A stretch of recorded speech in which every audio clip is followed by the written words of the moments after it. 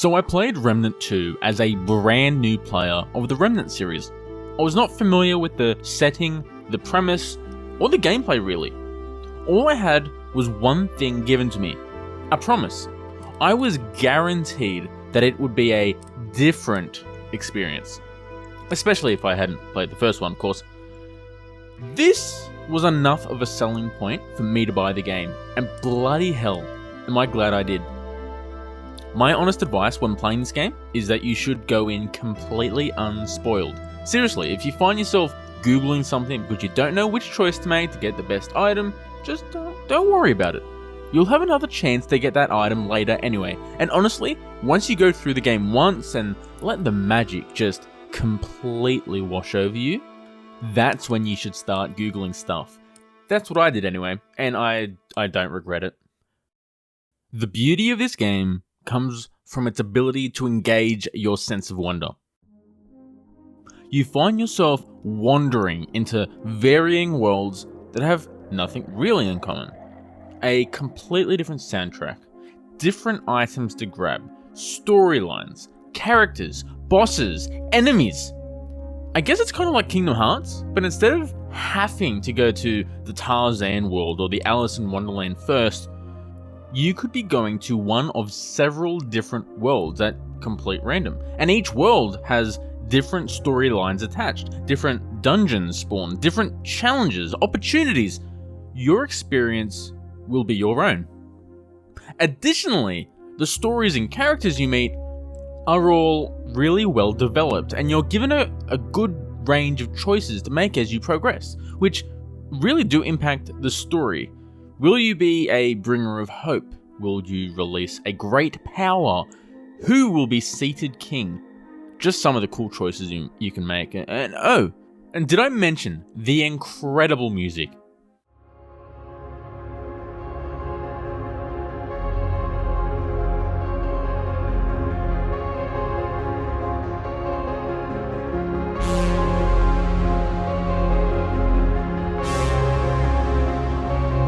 My definition of immersion in a game is for the game to engage with as many of my senses as possible to make me think I am there.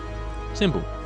I kind of wish if I was like in a snow level that my mouse and keyboard would get icy cold, or if I was like in an abandoned house, my webcam would shoot at me IRL with like a musky smelling spray. Anyway, doesn't matter.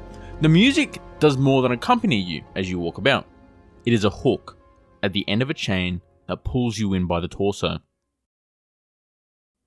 There is a lot of loot in this game, lots of build opportunities.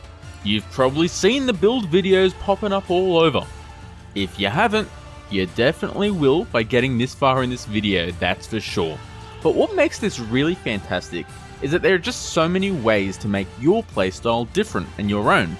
There are subclasses that you can buy or have to find out in the worlds. There are rings that you can have 4 equipped at the same time. There are amulets, guns, melee weapons. Each of these things can have a small or massive impact on how you go out into the world. Some combinations of rings and accessories may be good for general exploration, whereas they may be just plain awful for a boss fight. And hey, maybe one combination might be real good for one particular boss fight, but not another. You are not stuck playing as one build either. Go out there, have fun trying everything. Boss fights are incredible. I cannot get over the fact that they have made so many diverse boss fights across this game. Honestly, I think there were maybe 2, 3 fights in this whole game that I just wasn't really a fan of. And that's what I'm guessing maybe was across about 50 bosses. Probably that's at the lower end of my guess really. But playing on a harder difficulty that I was, all these bosses were a real challenge and all required key learning points to overcome. And when you defeat them, damn, you feel like a real gamer, son. I think when a game tries to do something different, it is kind of inevitable to have some components of the experience missing, or to just straight up fail at certain things. And I think that's certainly the case with Remnant 2. Balancing is going to be very difficult in a game like this, naturally. There are some items that are just never going to be used and have no place in this game. And on the other side of the spectrum, you may find yourself just having to use a certain weapon or ring to win at a boss fight because these items are just so clearly overpowered. As I was playing the game, I found myself kind of having to use this one gun, and I felt gross every time I used it. Resource gathering is the worst. You need to get scrap to upgrade your weapons. Makes sense? I want my gun to grow with me. But scrap only drops when you kill enemies or find chests. In the early game, scrap was so rare that I instinctively felt I needed to only invest in one gun, because if I didn't, I would fall behind by investing in 2 different guns or more and not have the full damage potential I would need, which honestly was kind of true. As a new player who just wanted to have fun and try all the new weapons, admittedly on a hard difficulty, I felt cornered in by the need to min-max. The game needs a way to farm scrap in a fun way. Do note that running around already cleared areas in your world over and over is not effective at scrap collection, nor is it fun. Also, there was a glitch early in the game, before it was patched, that just let other people get almost infinite scrap. I honestly feel like I missed out by not doing this.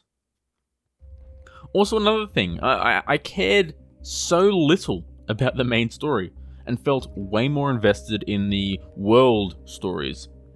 Considering the main content is the world stories, I guess this is a good problem to have, but a problem nonetheless.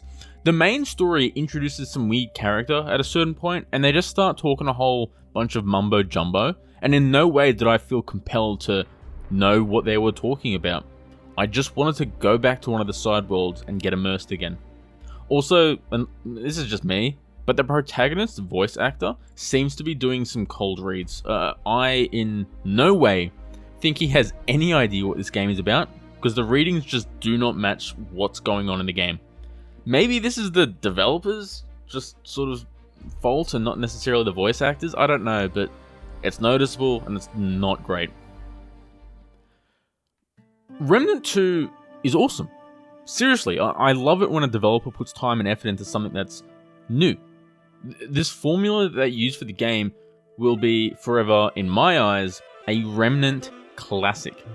A lot of people are calling this game a Souls-like with guns, which I guess can be true when you look at the combat, but the selling point is not the combat.